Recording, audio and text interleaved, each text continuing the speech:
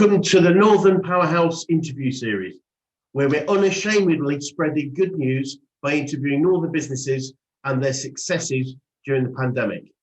Subscribe to be notified of new interviews or click the link in the description to take part if you'd like to be interviewed yourself in a future episode.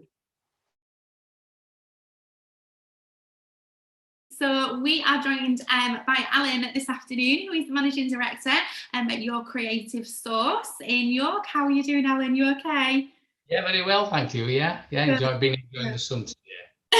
Absolutely. It makes you feel so much better, doesn't it, when the sun's out?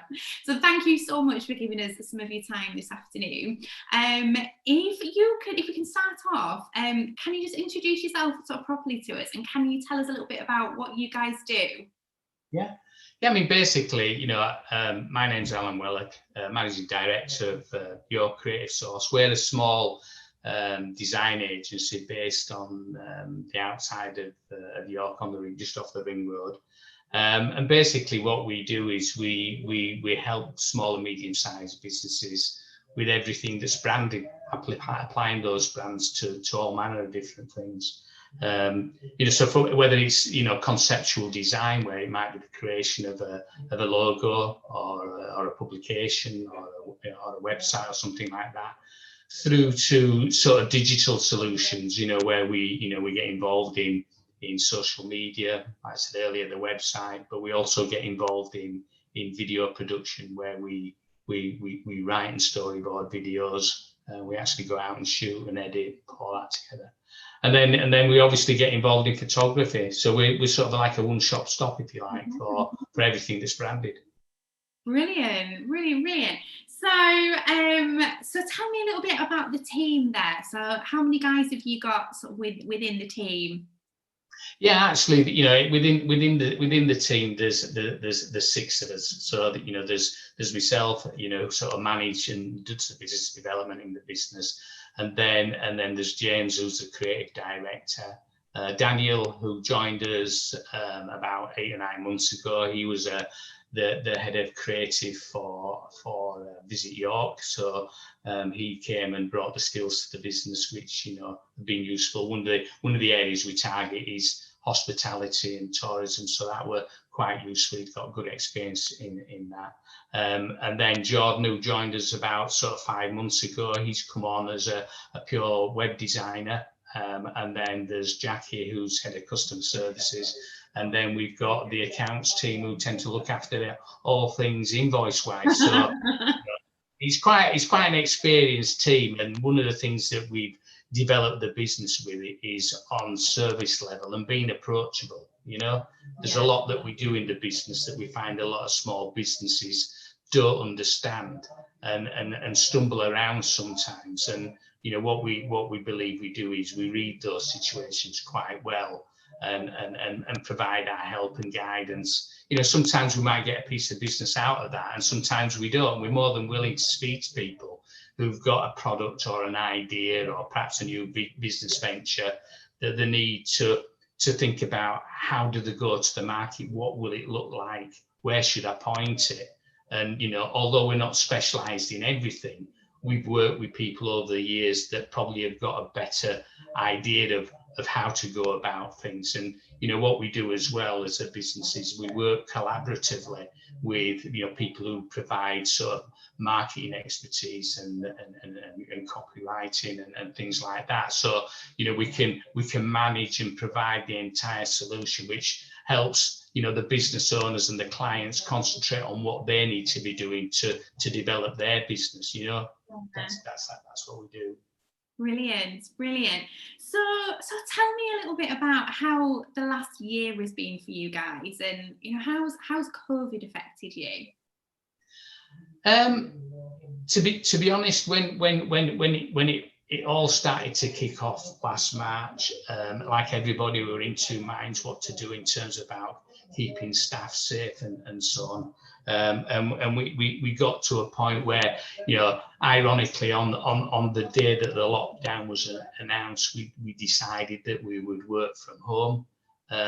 It came with its challenges in terms of connectivity and kit, because we we all had kit to work from the office that, you know, some of which were portable and some wasn't. So we had to contend with that. And it meant the investment in some kit that ordinarily we probably wouldn't have invested in at the time. So that was quite a challenge for us. You know, fortunately within the team, from an IT technical point of view, we were self-sufficient. So, you know, setting up efficient means of communicating between ourselves and our clients was key, and we were able to succeed with that. Which was a great help for us to be able to continue with the work that we were currently on with, and also think and communicate about what we were going to do going forward. One of the things that we've done, you know, for many years is design for print and production. So whether that's for publications or for stationery, or whether it's for signage or exhibitions, and you know, to be honest, you know, we saw that requirement drop off alarmingly, which we expected. But to be honest, because it had been a declining sector over the previous 3 or 4 years, we were already leaning more towards digital solutions. So, you know, during that 3 to 4 year period, you know, we'd been applying our creativity to digital media, you know, in terms of websites, and in terms of video, and in terms of email support and so on. And I think what we did was we offer a creative support to do that, rather than just in a video sense, just point and shoot. So what we found was that because of certain work that we'd been doing in that sector over the previous 2 to 3 years, it really did escalate. You know, many of our clients were looking to see how they could use video to project their requirements. You know, so some of the clients that we've got are educational institutions. So for colleges and universities, we were asked to storyboard and then go and shoot video footage for sometimes the entire campus, where, you know, clients normally had open days to introduce prospective students. They weren't able to do that, and it was up to us to create, you know, a film that would actually entice people, so it were exciting, it were young looking. What we did as well was we tendered for a local government opportunity to go and market an entire coastline, so that when we came out of the pandemic, they were fit and ready. And although that project was started, you know, towards the end of the summer last year, with the anticipation that we'd all be coming out of lockdown at the end of last year, then you know, the sort of the timelines were quite short to do that. But it was really to sort of, for the staycation things that was expected, as it's turning out to be this year, to show the Yorkshire coast in a way that it's not been shown before. So, you know, we put down a storyboard and visited many different destinations, some of which we'd been to before and we saw in a different light, but others that we hadn't.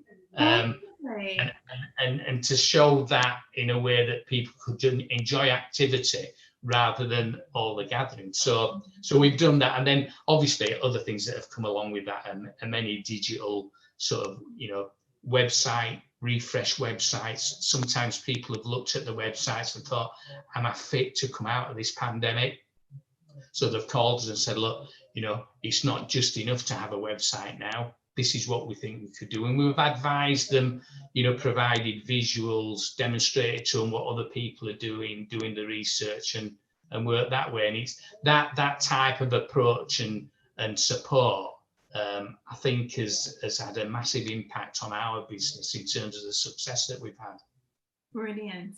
So can you tell us about what's the biggest challenge that you guys have had to overcome over the last 12 months? I think in the main, you know, we've had to balance the workload at certain points, because obviously as a business you want to capture every opportunity that you can, and there did come a point where, you know, we reached the peaks of capacity, And what we did was we looked to balance that out by collaborating with some assistance to a point where we were confident that we could invest in some more staff, which is what we've done.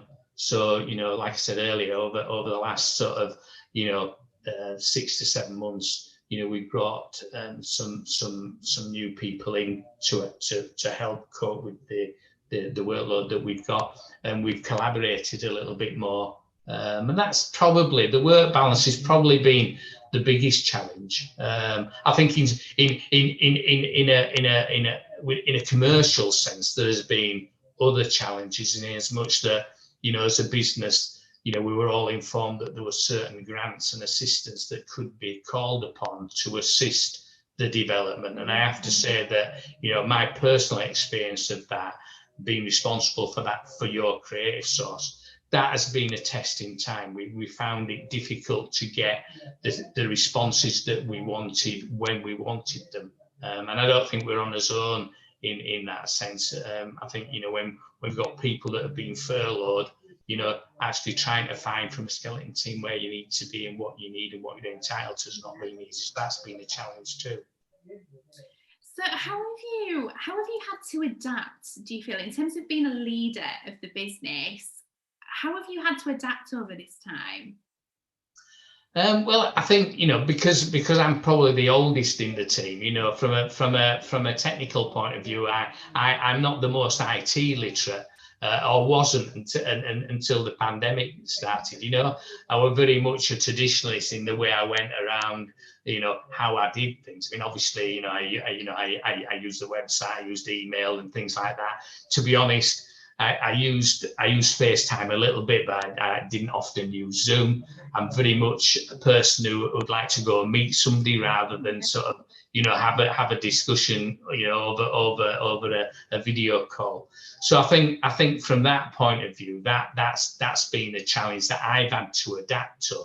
And I think as we come through this situation that we've got now, I think business in general, the way that it communicates, the way that it actually develops, will all change. I remember, you know, many years ago when people started to create emails and PDFs, how it affected business. You know, as a printer, we used to print service sheets, used to print brochures, and we used to mail them out.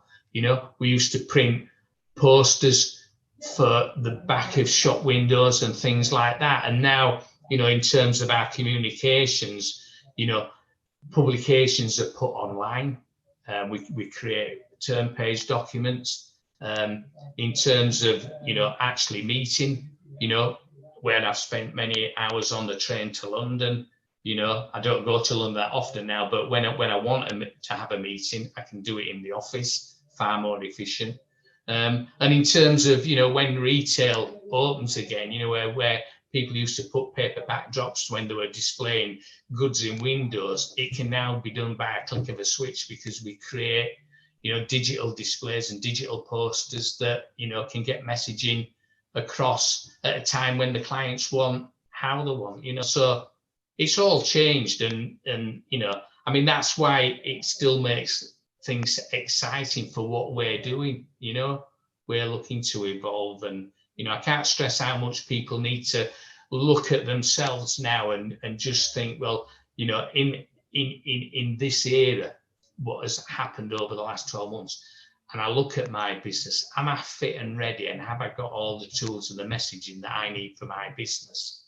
And I think, you know, once you've looked at that, and it might be an idea sometimes to get another person, you know, it might be a family member, or it might be another business, somebody perhaps that you're collaborating with, just to have a look and provide that objective approach. Because, you know, as I said earlier, you know, I tend to, you know, talk how it is, and I will offer an objective approach. You know, I've had people in the past come to me and say, look, you know, I've heard that it's cheaper to print 10,000 leaflets than it is to print 1,000. I've said, well, yeah, it is if you're going to use 10,000, but if you're not, you know, what you can do is you can print 1,000 far more economically than 10,000 if you're only going to use 1,000. So what I'm saying as well is it's about individuals in business providing that support. I don't know everything about even our industry, and if I don't, I go and get that. And I think that's what people need to do. If they've got a need, then search out who's the best person to deliver the answers for it. How are you finding sort of with your prospective clients? Like, how receptive are they to, to sort of this kind of education and taking that step back and looking and being match fit and ready? How receptive are you finding people are? Yeah, I think if I'm honest, more medium-sized businesses with a bigger overhead were ahead of the game in terms of thinking of how they needed to prepare to go to market. So as I said earlier, one of the things that we do, obviously being a business in York, is we do provide a lot of service to hospitality and tourism. At the moment, through service levels, we're on with developing digital media solutions for 3 new ventures. And through one of those ventures, we've been approached by another venue in Northamptonshire to provide the same solution. So I think at the medium-sized level, particularly in the hospitality where it's been so badly affected, what they're wanting to do is to actually project out there that they are open. As we know, they're not fully open yet, but a lot of gearing up to opening up, beer gardens and alfresco dining and all of that. I think in some of the smaller businesses, it's that there's obviously financial burdens that have impacted on some more than others. But what we found is that everybody that we've spoken to have been really receptive of the type of guidance and information and assistance we've given them, because part of my background is when I've been into businesses in the past where I've gone in to speak to procurement departments or marketing or facilities and that, quite often what we saw was that their knowledge of what the end product was fell at the point where our expertise and experience took over. So what we used to do, we used to go and say, look, if you want to do a new website, first of all, rather than just say, well, let's have a website presence, let's have a look at what the business is, what's it doing, what's the messaging, how many pages do you want? Some people even now come and say, well, I want buttons that do this, this, and this. Well, to be honest, most people, over the last 2 or 3 years now, they'll go on one page and are quite happy to scroll down rather than click. And it's all these things that people think, oh yeah, I really do that myself. And yeah, and by talking to them about what they're doing and what we're experiencing in the industry, it just gives them, I think, a bit more confidence to sort of think about what they're doing, and hopefully, they'll pick up a phone. There's no obligation to contacting your creative source. We're happy to talk through, various projects, but, what we want to do at the moment is just reach out to people and say, look, don't sit there thinking, how do I do this? And if I do that, how am I going to take the brand, or how am I going to take the product, or, things like that. And it's hard on your own. We're on a call this morning where, people talking about psychology and that. And if you're a one-man business, that must be extremely hard. So what we're saying is, well, don't be a one-man business. Open up. Just pick up the phone. I'm only at the end of my phone. That's what we say to clients, rather than just stew, and think about and, all these problems and that. And that approach seems to have worked. We're very open as a business. Yeah. Brilliant. So you mentioned you've got a team of 6.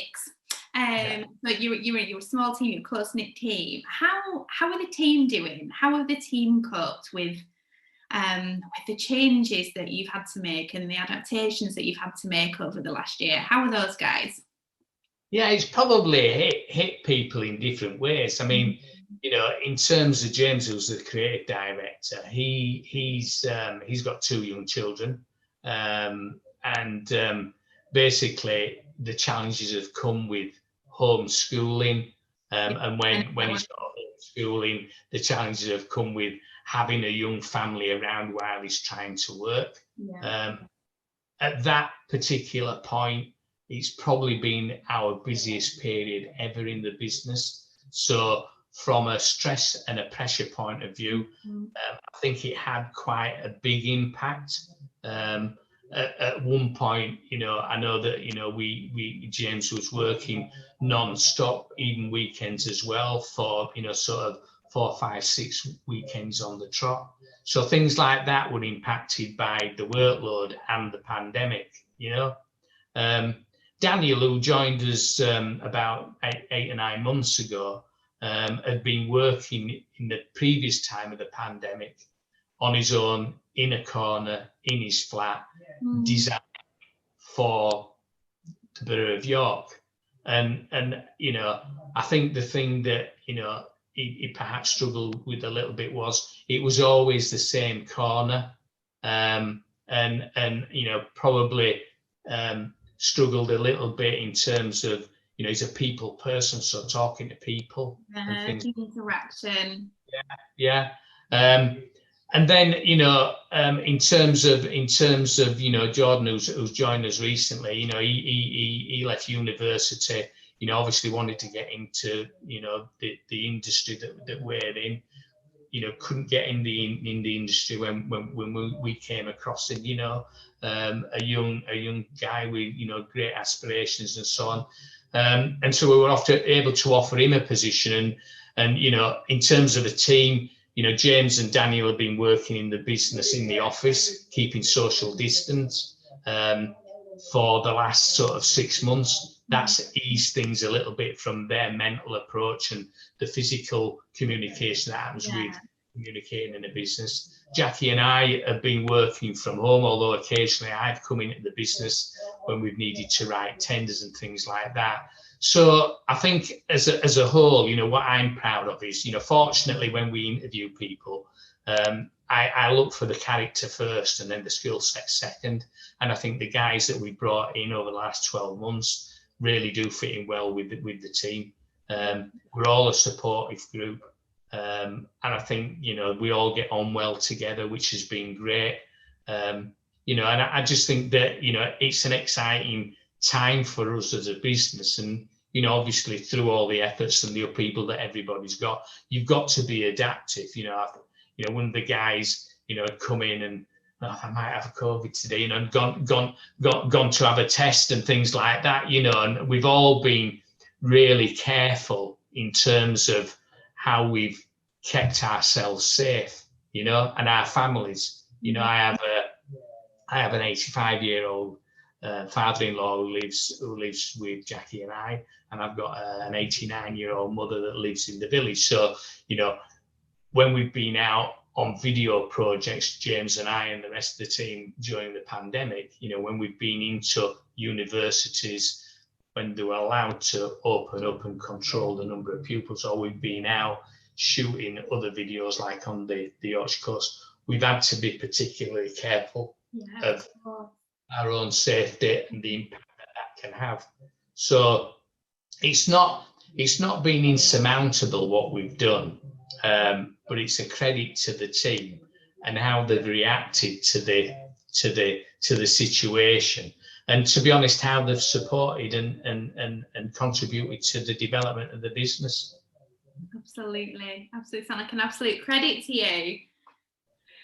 What would you say is the biggest win that you guys have seen? Something positive, in the midst of all the negativity that there is. You guys you've adapted and continued to thrive.